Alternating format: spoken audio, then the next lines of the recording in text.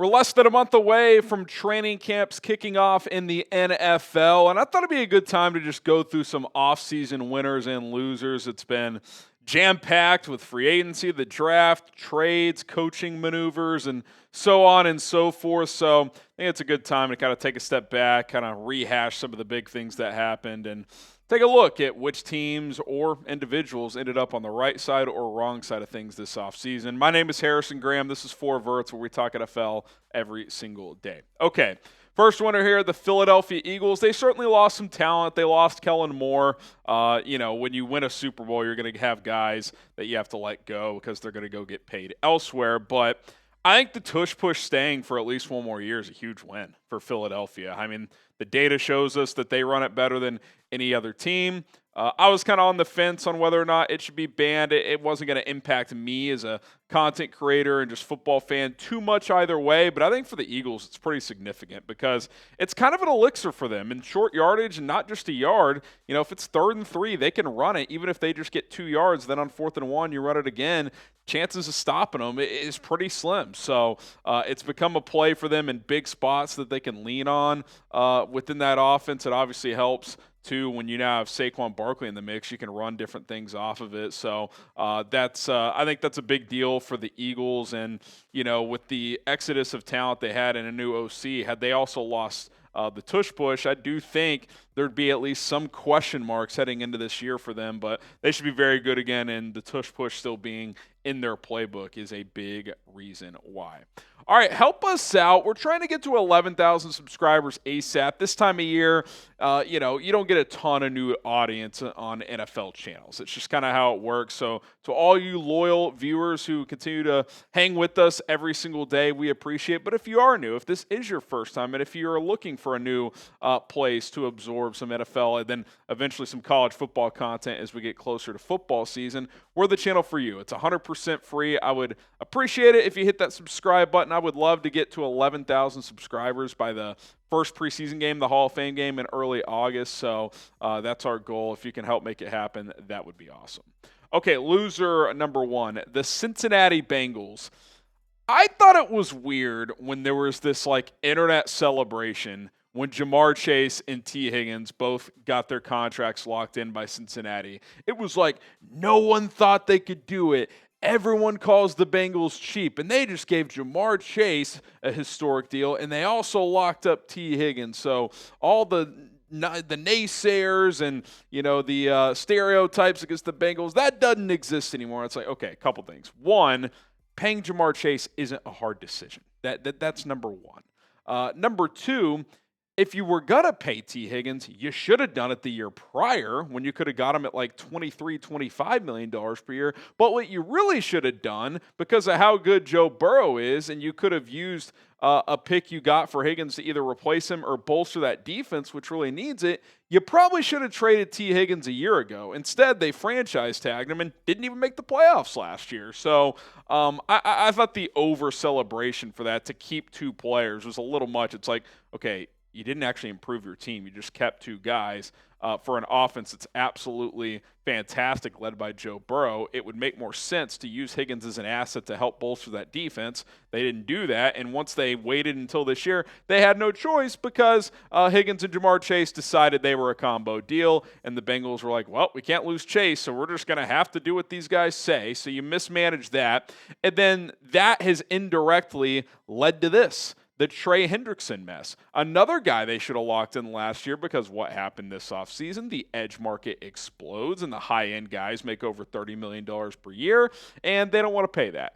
And it's one of those things where it's like, sure, it's also true that keeping Hendrickson may not actually improve your team, but your defense is one of the worst in the league. You might want to keep the best player on it by a mile.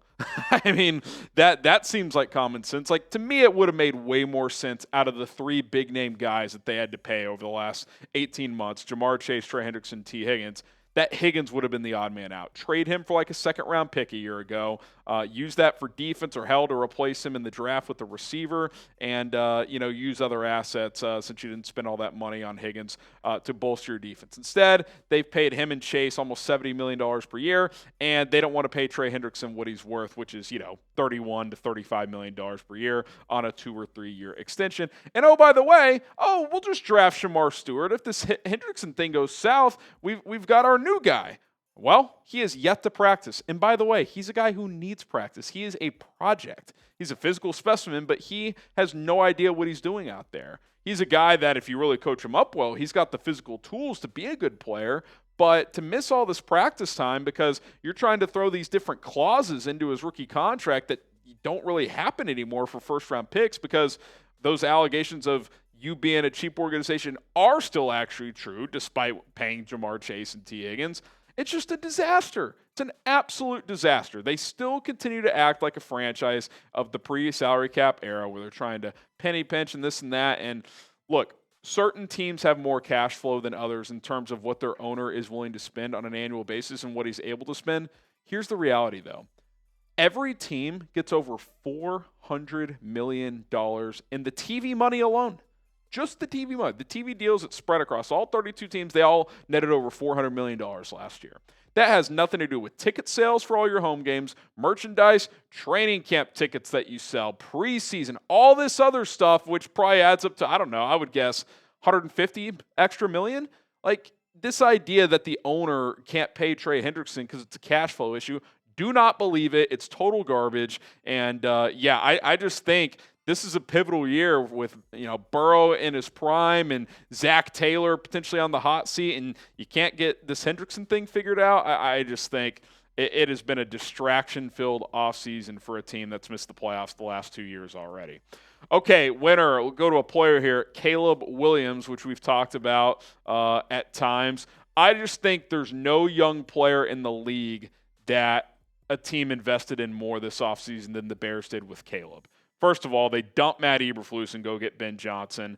Even if Ben Johnson doesn't end up being a great head coach, we know he's a good offensive mind and play caller. That will help Caleb. And by the way, he built a pretty good staff, at least on paper. You rebuild the entire interior of the offensive line, Joe Thuney, Jonah Jackson, Drew Dahlman, and then you draft 2 more skill players, and Colston Loveland and Luther Burden to join the likes of DJ Moore, Rome Odunze, DeAndre Swift, and the other pieces. That doesn't even include like minor moves like Olamide Zaccheaus. You draft Ozzie Trapillo, who could be the starting left tackle, Kyle Monungai, and a couple other guys. The Bears have given Caleb Williams a lot to work with. If you were going to push back on something, it's that they didn't get a higher level running back in the draft. But again, had they done that, then they probably don't get Luther Burden. So it's kind of a give and a take there in that sense. Now, we'll see what it all looks like. Loveland and Burden missed all of OTAs and minicamp because Loveland's rehabbing his shoulder surgery, and Burden suffered a soft tissue injury in rookie minicamp. So, they could be a little behind the 8 ball, but there is no question that Ryan Poles and the Bears have done almost everything they could to give Caleb Williams the best chance to have success starting this year. What do you guys think? You think the Bears make the playoffs this year? It's been a long time, 2020, and that's really when they backed in at 8-8. 2018 was the last real good team they had when they went 12-4 and lost to the Eagles in that double doink game. Y for yes, they do make the playoffs, or in for no, they will not.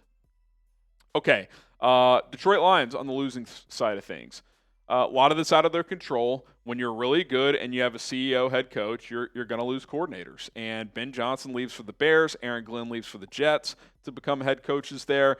And they lost 6 more assistant coaches. And I kind of thought it was bizarre that they did not go internal for their offensive coordinator. I think they did with their DC. I'd have to double check. But I thought that was pretty interesting that they didn't have someone under Ben Johnson that they liked enough to promote to the OC gig. And I think it's fair to ask, and you see this in sports sometimes, like, did they miss their best chance? Now, I think the Lions are still in their window. They could still win a Super Bowl. Their roster's really good.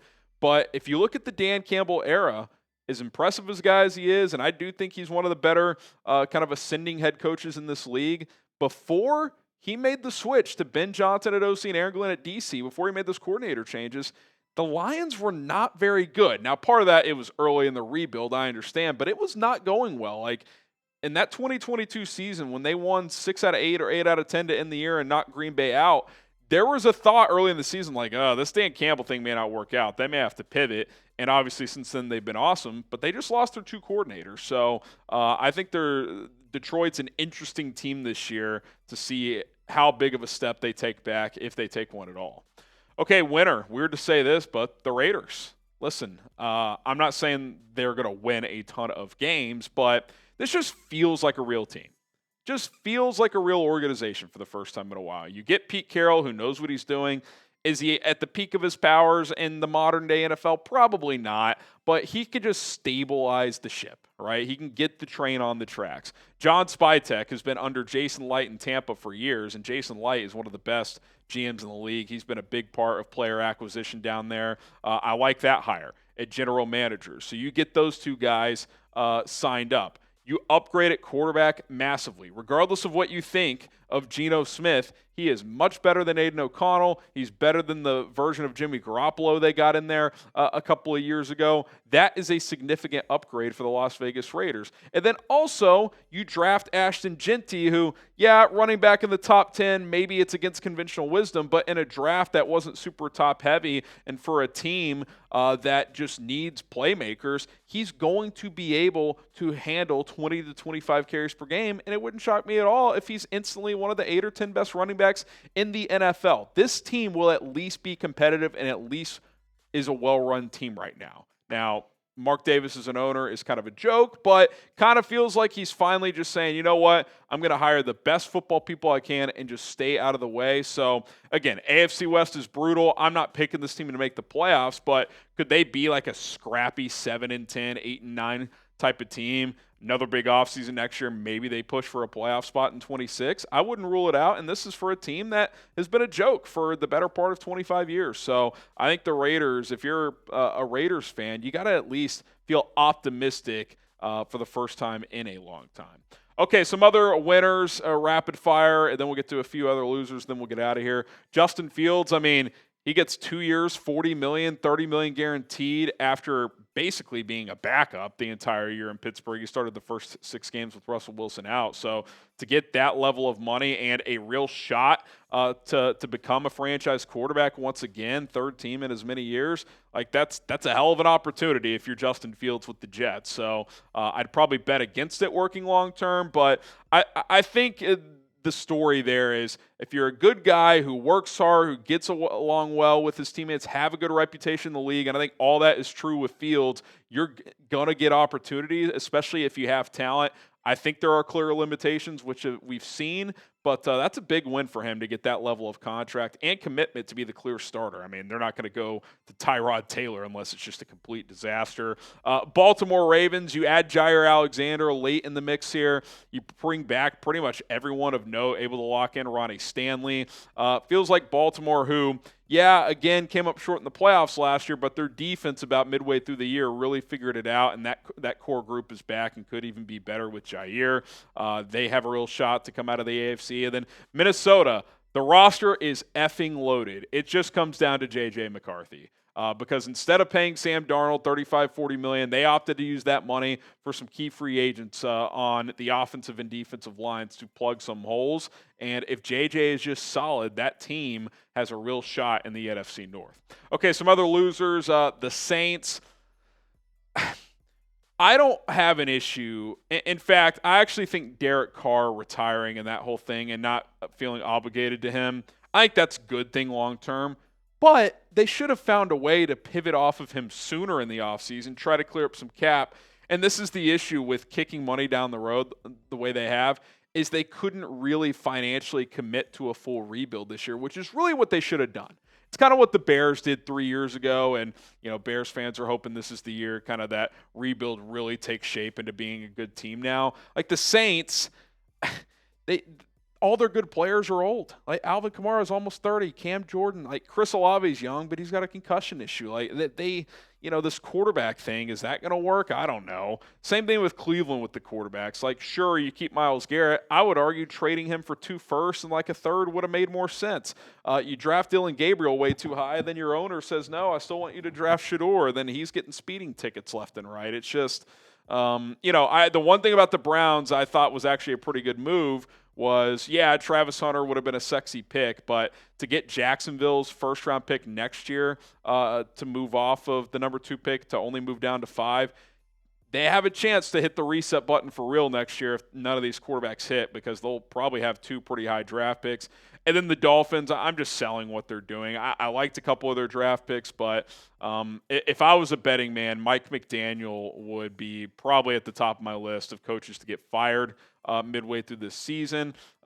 They're so Tua dependent, and just kind of like when you say that out loud, that's a concern, because I like Tua. He's an above-average starter to me. He's not elite, and he has a major concussion issue. So when you're that dependent on a player who's good but not great, your ceiling's only so high, because we know he can't play that well in the cold, which when it gets wintertime, they have to go up to Buffalo and play the Patriots up at Foxborough, who are going to be improved. So you got this Tyreek drama. They're going to trade Jalen Ramsey. So, I don't think the Dolphins are going to be very good. All right, that's going to do it for this edition of 4 Verts. Appreciate everybody who made it to the end of the video. If you did and you haven't subscribed, again, I would encourage you to do so. My name is Harrison Graham. We'll see you guys soon.